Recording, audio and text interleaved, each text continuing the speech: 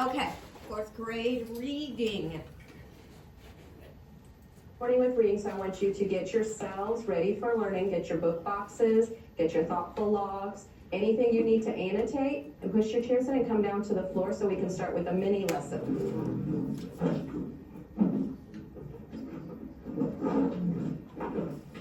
We're going to go back and look at our reading and our thoughtful logs, and we're going to talk about character traits. And I want you to find in your thoughtful log where you've noted something about character traits, and I want you to read and reflect. Take a moment to read and reflect what you know about character traits that we've already talked about. And share with me, do you have an aha? Do you have a, oh, I remember this, or wait, I'm confused about this? Let's start by sharing our questions and our ahas. So look at it for a second. Adam? Well, when I was reading back to when we had to do traits from George Washington socks, I had a bunch from like, he was humble because he saved Katie without bragging about it. Okay, so you remember looking back at that fiction piece and finding out what kind of traits he had? Did anyone else have an aha from there? I remember when we read Snowflake Bentley, Yeah. we had to find his character traits out of what we read. Okay, so you remember that activity. Is anyone still confused about character traits? What's your question? Oh, I'm confused on the character traits because I really don't understand how to find those. Okay, well, that's what we're going to practice today. You gave me the perfect question. We're going to practice how to find character traits more today, because practice makes perfect. So the more we practice, the better we get at it, okay? So I thought, well, we've read George Washington's socks, right? And we annotated fiction. And we're going to look at another fiction text, but there's another kind of text that we can use to help us figure out character traits. And it's not fiction. What do you think it is? Think about all of the schema you have from reading. Think about all the schema of all the activities we've done. What else do you think we can use? Katie? You could use nonfiction because nonfiction often has real people, so it would probably help you more. Okay. Who can elaborate on what she started to say? Nonfiction has real people, but it has more than that. Who can elaborate on that for me? Can you elaborate? Facts about it. Perfect. It has facts. How do we know a fact from an opinion? Really quick, how do we review a difference between a fact and an opinion? Sydney? Well, a fact, everybody knows it, but in opinion, people can think differently. Correct. Okay, that's a short way of thinking about it. Opinion is something you think. You can't necessarily prove. So we're going to look at different kinds of text.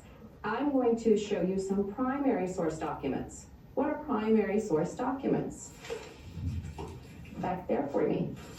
They're actually from the real thing. So are they from the real thing, or are they the real thing, or are they a copy? Elaborate more. You're on the right track.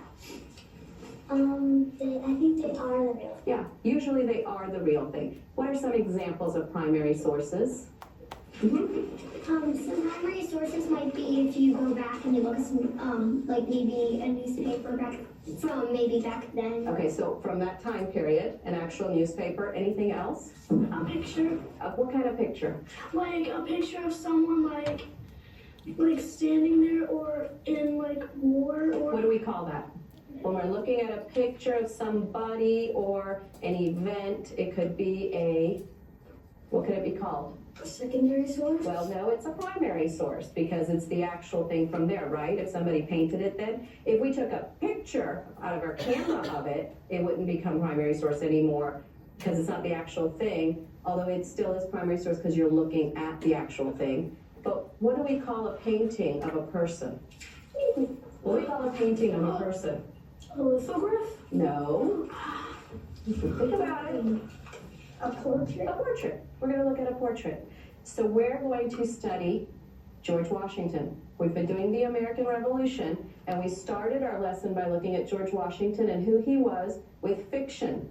We read the book George Washington's Socks, and we looked at the fiction text. And today I'm going to show you another fiction text, but now we're going to look at some nonfiction and primary sources, and we're going to wrap up And your big question, are you ready? You can note this down if you need to. Your essential question for today is to decide, was George Washington a worthy leader, or was he not a worthy leader?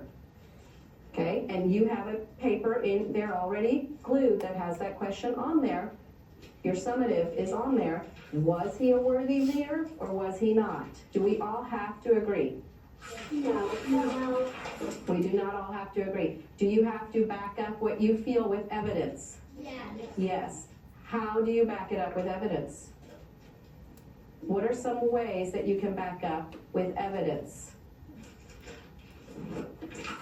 You could use some of those things and say what and prove it. Like you could show where you saw it, or you could tell where you saw what you're saying. Like if I said the sky is blue, I would have to show you the sky. Okay, so you have to prove it. You have to use something to show.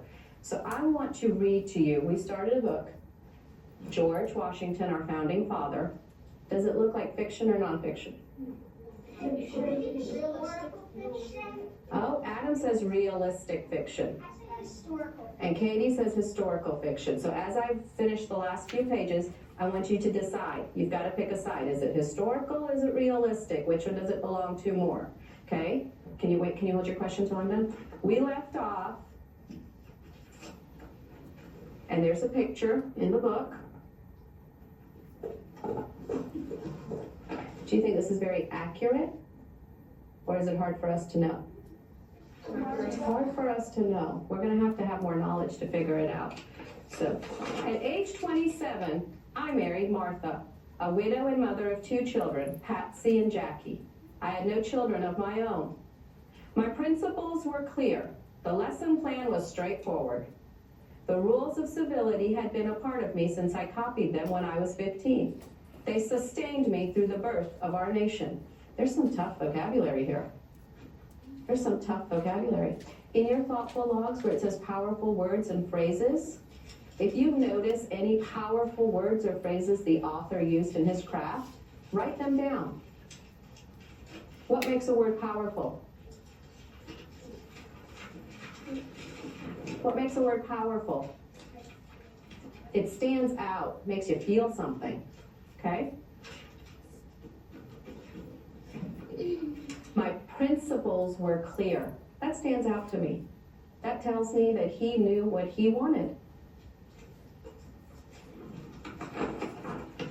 When Virginia and the other colonies began the great debate for independence, I was there.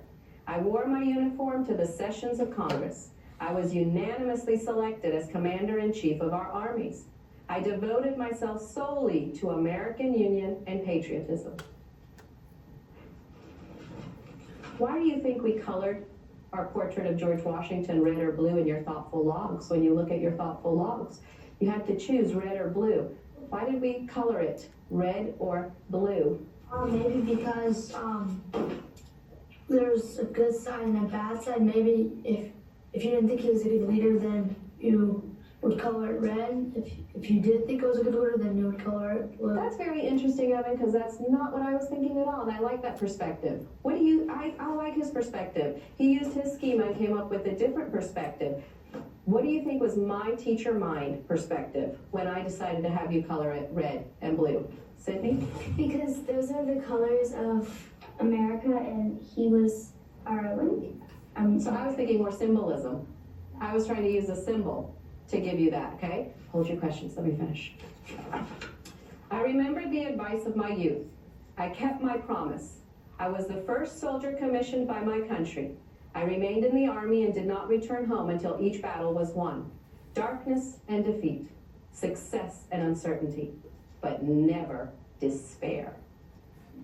The virtue of my men and the nobility of our cause would ultimately bring our reward. God was an active agent in all that we were attempting. Our prayers were answered. This wonderful revolution was won, and those who would treat us as slaves were forced from our shores. But the end was just the beginning. The new nation was weak. We had national character to establish. The country needed to defend liberty and provide for representative government. The preservation of the sacred fire of liberty and the destiny of the republic model of government were staked on this experiment. A constitutional convention was called. I was unanimously chosen as president. We began our task. What was their task? That was a hard piece of text to understand. What was their task? What was their task? Their task was to create a new nation, and so that it could be, instead of just nothing, but maybe make it stronger. Make it stronger, right? They wanted to make a nation stronger. Did George Washington have visions, you think? Do you think he had dreams about it?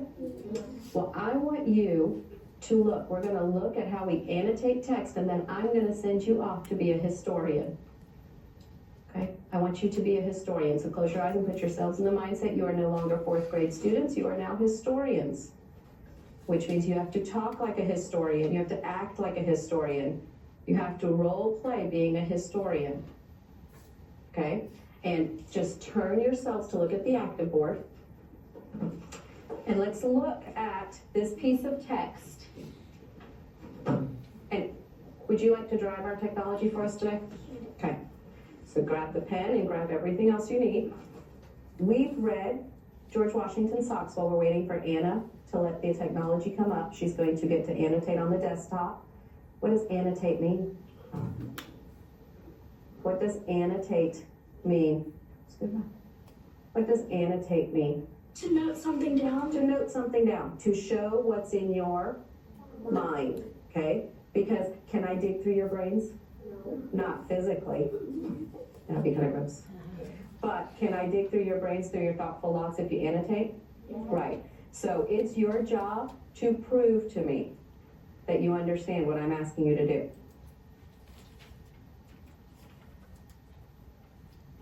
That's it? All right.